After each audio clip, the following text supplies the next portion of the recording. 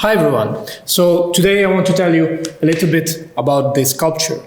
As you know, I'm always looking for new ways to carve stone, and I often find inspiration in either human behavior or natural phenomena. And in the case of this sculpture, I was inspired by the erosion of rocks caused by the wind. You see, when the wind blows, it picks up small particles of sand. Now, these particles are abrasive, meaning that they can sand down any surface. And by the way, this is why it's called sandpaper.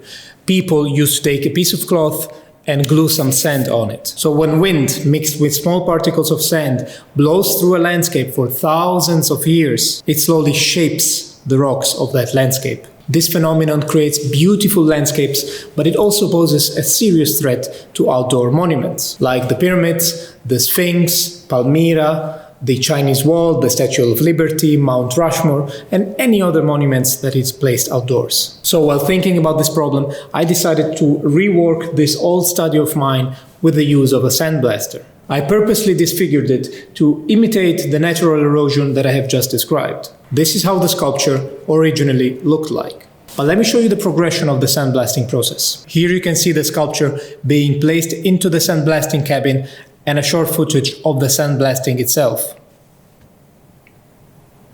This is what the sculpture looked like after just a few minutes of the sandblasting. I kept going deeper. The sandblasting allowed me to achieve a texture that is otherwise unattainable with traditional carving tools. This is the next step, and you can see how the eye sockets were gaining some depth. And this is now the final result.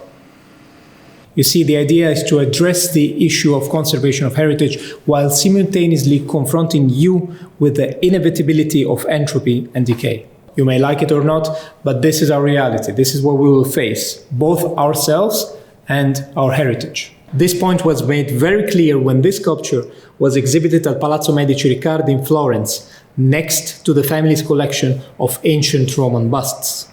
By the way, it was an incredible honor to be able to exhibit in the same palace from where the Medici family boosted the development of the Renaissance, and where Michelangelo himself was brought up and taught by the most notable intellectuals of the time. But back to the sculptures again. Here you can see my sculpture exhibited between two ancient Roman heads. Despite their age and history, they were all showing signs of entropy and decay. The scars testify to an uncomfortable and inevitable truth.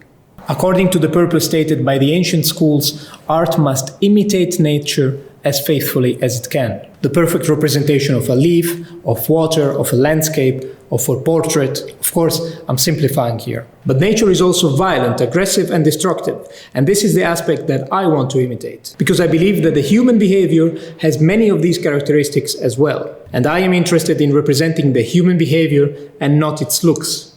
But contrary to the appearances, the message that I want to communicate hereby is nonetheless a positive one, because anything that faithfully represents the truth has beauty in it. Of course, in art we try to sublimize it so that we can comfortably look at it and think about these subjects without being directly confronted with the horror of reality. In any case, I want to leave you with this final thought. If you have any scars, don't hide them, okay? Following the lesson that we have learned from Roman portraiture, should wear them and show them with pride, because they are signs that testify to your experiences, your dignity, and your worth as a human being. Thanks for watching. See you next time.